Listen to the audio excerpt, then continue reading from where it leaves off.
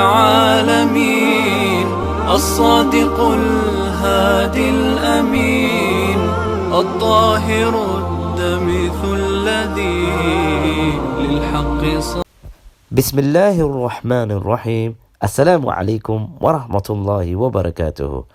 It's your brother bro Hajji addressing a very important topic today.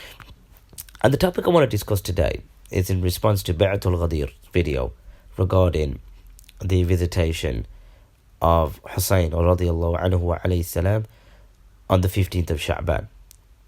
Now, I want to basically make it clear that I have no ego. I'm not saying that what they've presented is inaccurate, but what I can say is the translation that they provided doesn't fit the context or the siyaq of the hadith. Okay, so bear that in mind. This particular hadith, I'm going to use their translation and dissect it to prove they have presented the meaning of this hadith is not entirely accurate, because I would connect it with another hadith. So let's get to it without further ado. Okay, so I'm going to read the hadith from their own translation as per the screenshot that you can see. Okay, so let's read it together. It mentions Yunus. In the night of mid-Sha'ban, Allah forgives any of the believers who visit Al-Hussein. So Abi Abdullah is talking to Yunus, and he says that in the night of mid-Sha'ban, Allah forgives any of the believers who visit Al-Hussein. Let's stop there for a second. He's talking about forgiveness, okay? And he talks about visiting Al-Hussein. Their sins of the past and of the future, okay? So it will be forgiveness. So those who visit Hussein. So quite clearly we can see those who visit Hussein. And it will be said to them, embrace the act. Okay, no problem. I said, meaning Yunus, all this is for he who visits Al-Hussein in the middle of Sha'ban. So now, visit is also mentioned. Those who visit Hussein. He said, the meaning, referring back to Abi Abdullah, O Yunus, if I were to inform people of the reward of visiting Al-Hussein, okay, visiting, ziyarah, then the noble of men would have been risen on wood, and look at this, crucified. So hold on here. He's giving Yunus like encouragement, and he's giving Yunus glad tidings that if I was to inform the people of visiting Hussein, then the noble of men would have been crucified. Abi Abdullah saying, if I was to inform the people of the reward of visiting Hussein radiyallahu anhu, then the noble men would have been risen on wood, meaning crucified. I don't think that's a reward. I don't think that's punishment. That doesn't make any sense. If it was to say that it will be shahada or similar to shahada, then I can agree. But for you to say ad-dhukur rijali ala al-hashab means the noble of men would have been risen on wood, i.e. crucifixion, being crucified, how is that a reward? Explain that to me. How is that a reward? That doesn't make any sense. So let's go to my translation. It's an 18 plus audience, by the way. Okay. So my translation was that, O Hussein, O Yunus, if I were to inform people of the reward of visiting Al-Hussein, then their penises of men would have inflated upon the wood. Okay? I don't want to be going into, tafsir. I don't want to be going into, exegesis of what happens when you're getting so much reward. But that's what he meant. Why are you getting so sensitive? And let me tell you something. I've already done a part series regarding the rewards associated with visiting Hussein radhiyallahu anhu. And I can guarantee you, we'll let the audience decide whether these rewards have been legislated by Allah and His Messenger sallallahu alaihi wasallam. We'll let the audience decide. Rest assured, if this hit a nerve, let me release those videos.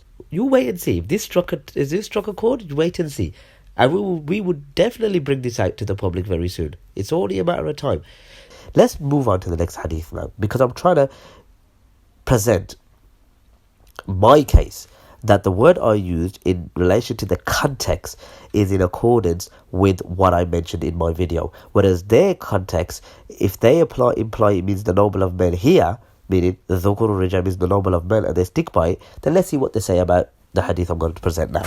And the translation at the end of the video I used was a Shia translation. And the translation generally I used was from that particular source. Because, I wanted to be fair. And I didn't want to translate it in a way where they will say, well, look what you've done. You've used a different word. So they can't come back to me and accuse me of mistranslating. So let's dissect this hadith now and then present a question to him. So what Abi Abdullah said to his companion, that black sandals is associated with weakening your sexual drive, and yellow sandals is associated with improving your sexual drive. So let's get to improving your sexual drive, because we all like to be happy, if you know what I mean.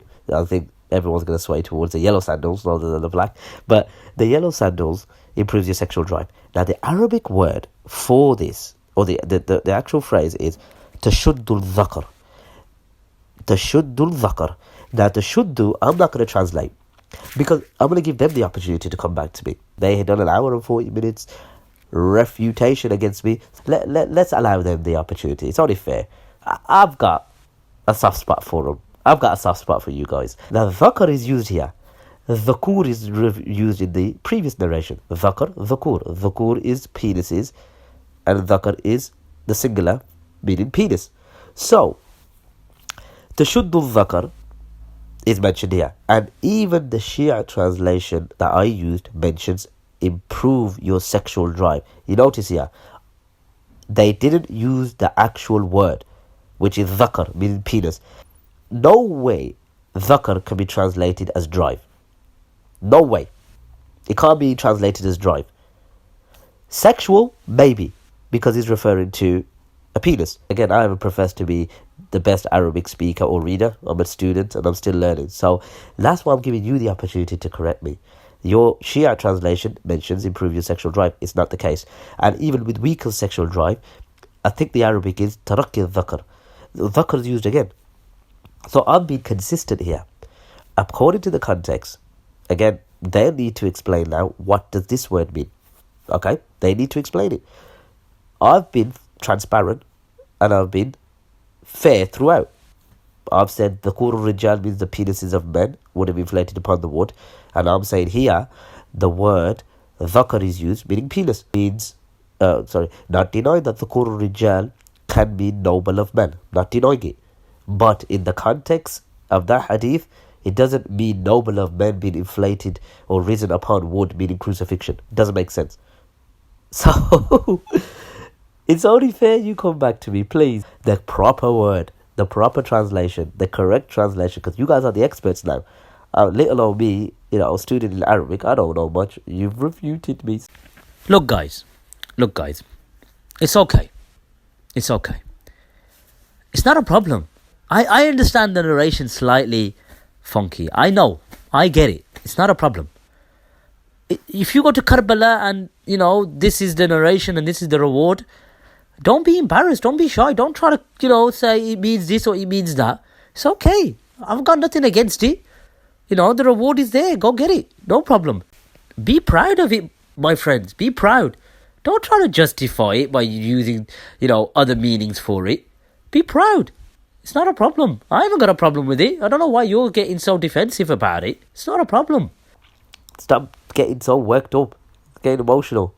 Relax. Smile. Stop being so bloody petty. I know it's a bit lengthy. I apologise for the language, but I had to set the record straight that my translation makes more sense than theirs, and you could be the judge. And if you disagree with me, that's fine. That's not a problem. Okay? Take care of yourselves. Make dua for me. Subscribe on my channel.